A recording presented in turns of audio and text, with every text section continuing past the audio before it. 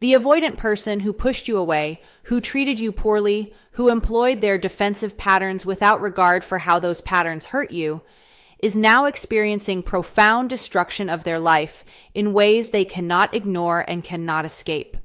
Not dramatic external destruction necessarily, not complete collapse of career or finances or social standing, but internal psychological destruction and relational destruction and existential destruction that makes their life feel empty, meaningless, unbearable in ways it never felt before they lost you. And this destruction is directly traceable to their mistreatment of you, to their patterns that drove away the one person who understood them and accepted them and created conditions where their life felt bearable despite their wounds.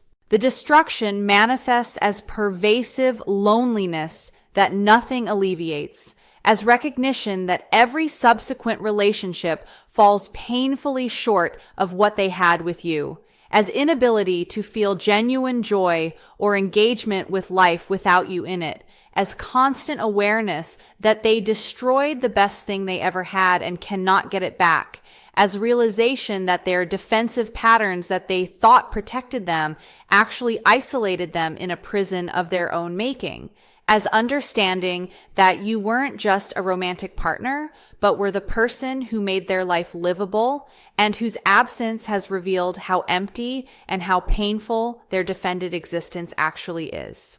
They look at their life now and see wreckage. They're more isolated than they've ever been. They're stuck in patterns they cannot escape. They're comparing everyone and everything to you and finding reality devastatingly lacking. They're unable to move forward because they're trapped in regret about the past. They're experiencing their defended independence not as freedom, but as loneliness. So profound it feels like punishment. They're recognizing that what they thought was self-protection was actually self-destruction, that pushing you away was a catastrophic mistake that destroyed not just the relationship, but destroyed their capacity for peace, for connection, for anything resembling happiness. The destruction is not a temporary consequence that will fade with time, but is a permanent alteration of their life's trajectory, a permanent loss that cannot be replaced or repaired, a permanent recognition that they will carry what they did to you and what they lost in losing you for the rest of their lives, that they destroyed something irreplaceable during a period when they had access to it and cannot go back and make different choices that would prevent the destruction they're now living with every single day, the specific ways their life unraveled after losing you. The avoidant person's life didn't collapse in obvious external ways, but unraveled in profound internal and relational ways that make their existence feel destroyed, even when external markers of life might appear intact. Understanding the specific manifestations of this destruction reveals how losing you created cascading failures across multiple domains of their life and their well-being. Their life unraveled through isolation that deepened dramatically after losing you, as they discovered that you were the main connection preventing them from complete loneliness. While you were in their life, the avoidant had at least one meaningful connection, one person who knew them, one relationship that provided some buffer against isolation. They might have had other friends or family connections, but these were typically more superficial, more defended, less intimate. When they lost you, they lost the one person who truly saw them. And the loss revealed how isolated they actually were beneath the surface relationships they maintained. Without you, they recognized they had no one who really knew them. No one they could be vulnerable with, no one who understood their wounds and their patterns. This recognition of their profound isolation created a spiral where their loneliness made them more defended, which made connection with others more difficult, which increased their isolation further, creating a cycle of increasing loneliness they cannot break. Their life unraveled through inability to form meaningful new relationships, as they discovered everyone fell devastatingly short of what you provided. The avoidant tried to move on, tried to date, tried to find new connections, but every person was measured against you and found lacking. No one understood them like you did. No one accepted their patterns like you did. No one created the same depth or the same safety. The comparisons were constant and were always unfavorable to new people, making it impossible to genuinely invest in new relationships because they were always aware these people weren't you, weren't as good, weren't creating what you created. This inability to connect meaningfully with others trapped them in a state where they were lonely but unable to address the loneliness through new relationships, stuck wanting connection but finding every connection inadequate compared to the standard you set. Their life unraveled through loss of meaning and purpose that you had provided without them recognizing it until you were gone. The avoidant discovered that you had given their life meaning in ways they didn't appreciate while you were present. You gave them a reason to try to be better. You gave them someone to share experiences with, which made experiences meaningful. You gave them a feeling of mattering to someone, which created a sense of purpose. Without you, they found their life felt empty and meaningless. Work felt pointless. Social activities felt hollow. Achievements felt unsatisfying. They were going through the motions of life without the animating force that you provided. And this lack of meaning created an existential emptiness where nothing felt worth doing because nothing created the feeling of significance that your presence and your care had created. Their life unraveled through inability to experience joy or pleasure in things that previously brought satisfaction. The avoidant found that activities they used to enjoy, hobbies, social events, achievements, pleasures, no longer provided satisfaction. Everything was colored by your absence, by their regret, by the comparison between life with you and life without you. They might go through the motions of engaging with life, but they weren't feeling genuine joy or pleasure. The emotional flatness, the inability to feel good about anything, created a depression-like state where life felt gray and empty, where nothing could penetrate the fog of regret and loss they were living in. Their life unraveled through increased reliance on avoidant patterns that intensified their isolation rather than protecting them. After losing you, the avoidant retreated further into their defensive patterns. More withdrawal, more emotional unavailability, more defended independence. But these patterns that they thought would protect them or bring relief actually made things worse. The more they withdrew, the more isolated they became. The more emotionally unavailable they were, the less possibility there was for connection that might alleviate their loneliness. The more they defended their independence, the more alone they felt. Their patterns intensified in response to the pain of losing you, but the intensification created more pain rather than less, trapping them in a cycle where their defenses were destroying their life while they continued to rely on those same defenses because they had no other coping mechanisms. Their life unraveled through deterioration of their mental and emotional health, experiencing depression, anxiety, or emotional dysregulation they couldn't previously manage or hide. The loss of you, the recognition of what they'd done, the inability to alleviate their loneliness, all of this took a toll on their mental health. They might have experienced depression they couldn't shake, anxiety they couldn't manage, emotional instability they couldn't hide. Where you had provided a stabilizing force in their life, an emotional anchor that helped regulate their system, your absence left them unmoored and emotionally dysregulated. They might have needed therapy or medication, might have struggled to function at work or in social contexts, might have had friends or family notice something was wrong. The deterioration was evidence that you weren't just a romantic partner, but were crucial support for their psychological functioning. Their life unraveled through a trapped feeling where they recognized they destroyed their best option, but couldn't undo it and couldn't move forward. The avoidant found themselves stuck in an impossible position. They recognized losing you was a catastrophic mistake. They wanted to undo it, but couldn't because you were gone and unavailable. They couldn't move forward with their life because everything felt inadequate compared to what they lost. This stuck state created paralysis where they weren't moving forward, weren't addressing their patterns, weren't building a new life, but were simply existing in a state of regret and longing for a past they couldn't reclaim. The trapped feeling made every day feel like punishment, like serving a sentence for their mistakes without possibility of parole or redemption. Their life unraveled through social consequences as friends or family recognized their role in the relationship's failure and lost respect for them. People who knew both of you, who saw how you treated them versus how they treated you, recognized the disparity. They might have confronted the avoidant about their behavior, expressed disappointment in how they treated you, taken your side in the breakup. This loss of respect from others compounded the avoidant's internal destruction with external social consequences, with damaged relationships with friends or family, with reputation harm among people who mattered to them. They face not just internal consequences of their patterns, but also external social consequences that made their isolation more complete and their regret more public. How they recognize your absence created the destruction they're experiencing. The avoidant person eventually recognizes through painful experience and growing awareness that the destruction they're experiencing is directly caused by your absence and by their role in creating that absence through their mistreatment of you.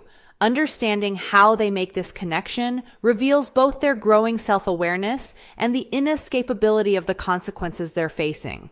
They recognize your absence, created the destruction through contrast between how their life felt with you versus how it feels without you, seeing clearly now what you provided that made their life bearable. The avoidant compares their emotional state when you were in their life.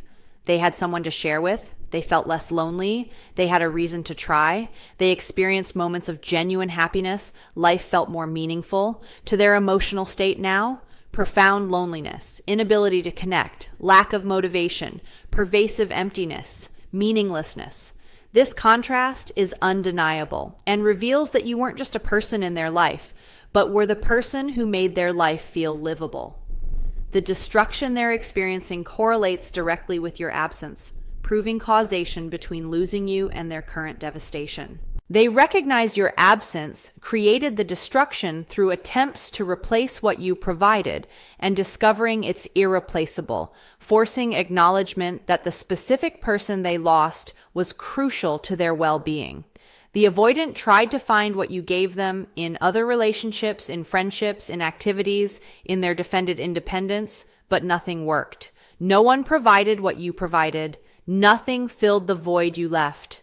This failure to replace what you gave forced recognition that you specifically, not just any relationship or any person, were what made their life work. The destruction exists because you specifically are absent, because what you specifically provided cannot be found elsewhere, because they destroyed a relationship with an irreplaceable person and are now experiencing an irreplaceable loss.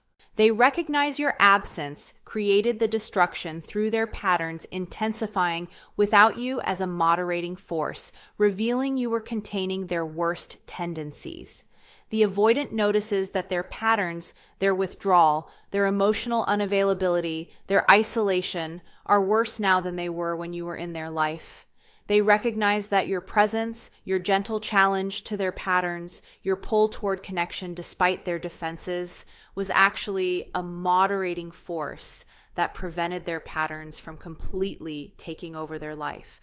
Without you, without that moderating influence, their patterns have run wild, intensified, become more destructive. This recognition that you were helping contain their dysfunction proves that losing you removed a crucial protective factor that was preventing their life from unraveling as completely as it has. They recognize your absence, created the destruction through inability to sustain meaning or purpose without you as a witness and as a person who cared about their growth and well-being. The avoidant realizes that doing things, achieving things, growing in any way felt meaningful when you were there to witness it, to care about it, to celebrate it with them. They tried to better themselves, to pursue goals, to engage with life without you there. But it felt pointless because you weren't there to share it with, weren't there to care about their progress.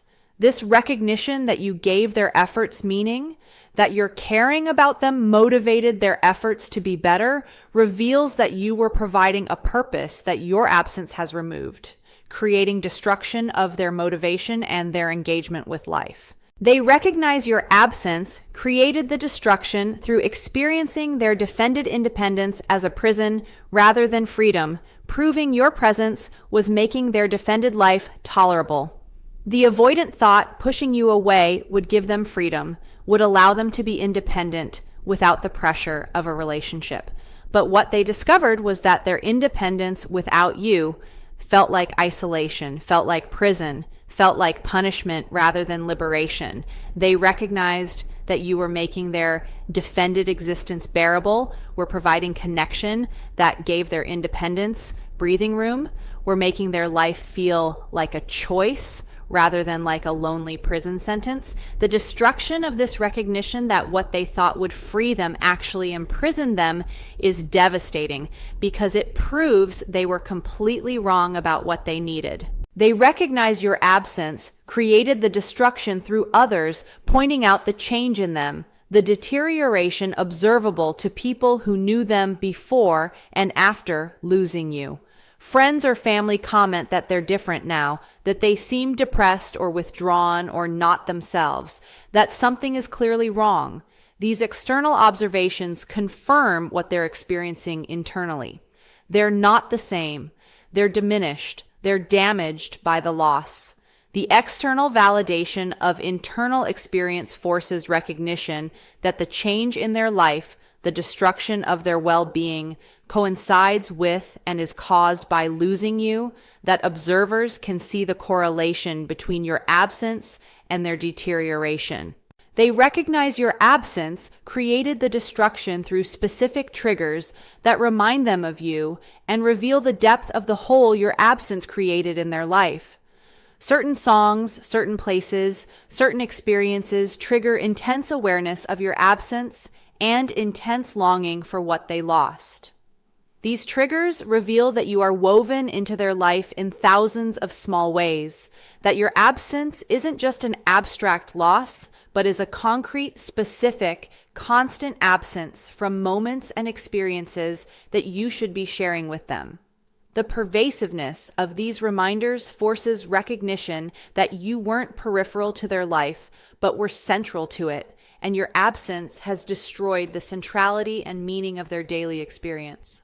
They recognize your absence created the destruction through their inability to escape thoughts of you and regret about losing you, recognizing that their obsessive preoccupation is evidence of how crucial you were.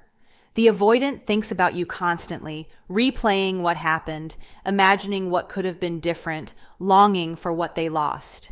This constant preoccupation proves you weren't just another person they dated, but were a person who mattered profoundly, a person whose absence dominates their psychological landscape. The inability to move on, the constant thinking about you is itself a form of destruction. They cannot be present in their life because they're trapped in the past with you, and this trapped state is destroying their capacity to build any kind of future. Why the destruction feels irreversible and inescapable to them. The avoidant person experiences the destruction of their life not as a temporary setback that will improve with time, but as irreversible damage and inescapable consequence that they will carry permanently. Understanding why the destruction feels permanent reveals both the depth of their loss and the realistic assessment that some consequences cannot be undone. The destruction feels irreversible because the specific person they lost, you, is irreplaceable, and they recognize they will never find an equivalent connection or an equivalent person. The avoidant understands that you were a unique combination of qualities. You saw them deeply, you accepted their patterns while maintaining boundaries, you created safety they haven't found elsewhere, you understood them in ways others don't. This specific combination cannot be replicated. Other people might have some of these qualities, but not the specific combination that made you special. The recognition that you're irreplaceable means the destruction caused by losing you cannot be reversed by finding someone else, cannot be fixed by a new relationship, cannot be undone because what was lost was one of a kind and is permanently gone. The destruction feels irreversible because they cannot undo their treatment of you, cannot go back and make different choices, leaving them with a permanent record of failure and permanent guilt. If the avoidant could go back and treat you better, could redo the relationship with their current awareness, they might be able to reverse the destruction, but they can't. The past is fixed. How they treated you is a permanent reality. The choices they made that drove you away are unchangeable. This permanence of their mistakes means the destruction caused by those mistakes is also permanent. They will always carry the guilt of having mistreated you, will always live with the knowledge of their failure, will always have this relationship as an example of their worst selves destroying their best option. The destruction feels irreversible because you're unavailable to them. You've moved on or established firm boundaries, making restoration of what was lost impossible. The avoidant might want to reconnect, might want to apologize, might want to try again with their new awareness, but you're not available. You've moved on with your life. You've established no contact. You've made clear you're not interested in reconciliation. This unavailability makes the destruction irreversible because even if they changed, even if they developed the capacity they lacked before, they cannot apply this change to a relationship with you because you're gone and not coming back. The opportunity to be with you is permanently closed, making the loss permanent. The destruction feels irreversible because their patterns that cause the loss remain unchanged, proving they'd likely repeat the same mistakes even if given another chance.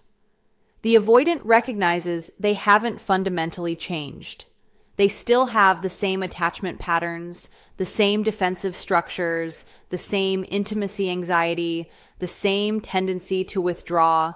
This recognition that they're fundamentally the same person who destroyed the relationship with you creates a hopelessness where they see themselves as doomed to repeat the same patterns, as incapable of the change that would be required to have a different outcome. The destruction feels permanent because they are permanent in their patterns, unlikely to develop the capacity that the relationship would require. The destruction feels irreversible because time since losing you hasn't healed the wound but has made it worse, proving this isn't temporary pain but is lasting damage. The avoidant might have expected that with time they'd feel better, they'd move on, the pain would fade, they'd accept the loss, but instead, time has made things worse. They miss you more as time passes. Their regret intensifies rather than fading. Their recognition of what they lost grows clearer rather than dimming. This pattern, where time makes things worse rather than better, proves this isn't a temporary setback that will resolve, but is a permanent damage that will persist, possibly for the rest of their life. The irreversibility is confirmed by time's failure to heal. The destruction feels irreversible because it's destroyed their capacity to hope or to believe good things can happen for them, creating a self-fulfilling prophecy of continued destruction. The avoidance loss of you has damaged their ability to hope for happiness or for positive outcomes. They believe they destroyed their one chance, that nothing will ever be as good, that they don't deserve good things anyway after what they did. This hopelessness creates a self-fulfilling prophecy where they cannot pursue new connections or new possibilities with genuine openness because they don't believe anything good will come of it.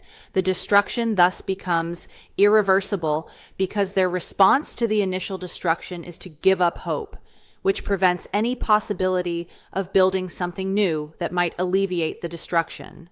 The destruction feels irreversible because it exists at an identity level, changing how they see themselves in ways that cannot be unchanged by new information. The avoidance loss of you has changed their fundamental self-understanding. They see themselves now as a person who destroyed the best thing they ever had, as a person whose patterns ruin what matters most, as a person incapable of sustaining what they most need, as a person who fails at love and connection. This identity level change cannot be easily reversed by future successes or by new relationships because it's integrated into their core sense of self. Even if they had a positive relationship in the future, they'd still be the person who destroyed the relationship with you, would still carry that identity, and that failure is part of who they are. The destruction feels inescapable because it's internal and psychological rather than external and circumstantial, meaning they carry it with them everywhere and cannot leave it behind.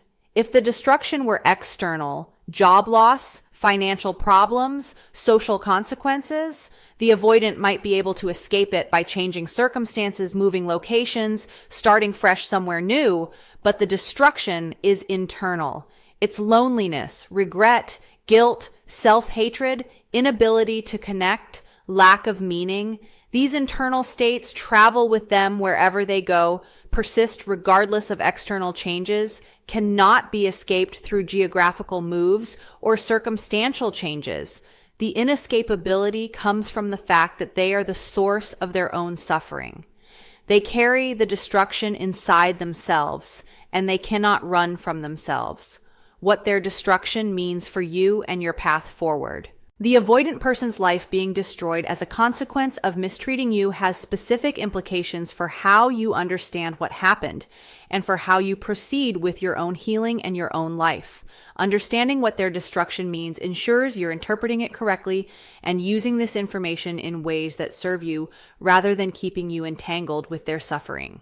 Their destruction means your perception of the relationship's importance was accurate, that this was a significant connection for both of you, despite their inability to honor that significance. The magnitude of their destruction, the depth of their suffering, the permanence of their loss validates that the relationship mattered profoundly, that you weren't imagining the significance, that the connection was real and deep for both parties, even if only one party, you, was capable of honoring it appropriately. This validation helps your healing by confirming your reality and by proving that what you invested in was genuine and valuable, not an illusion or one-sided fantasy. Their destruction means the consequences of their patterns are real and severe, validating that your refusal to accept their treatment was appropriate self-protection. The fact that losing you destroyed their life proves that their patterns have real costs, that refusing to accept their treatment was a legitimate choice, that your boundaries and your decision to leave were appropriate responses to treatment that was genuinely harmful. This validation supports your confidence in your choices and in your boundaries, proving that you were right to protect yourself, even if they didn't believe at the time that their behavior warranted the consequences you implemented. Their destruction means you were providing more value and more stability to their life than they recognized or appreciated, confirming the asymmetry where you gave far more than you received. The degree to which their life fell apart without you reveals how much you were providing. Emotional support, meaning, purpose, moderation of their patterns, connection that made their life bearable. This confirmation of your value and your contributions helps your healing by proving that you were the more valuable party in the relationship, that you weren't inadequate or insufficient, that their inability to treat you well was a profound failure on their part, given what you were providing.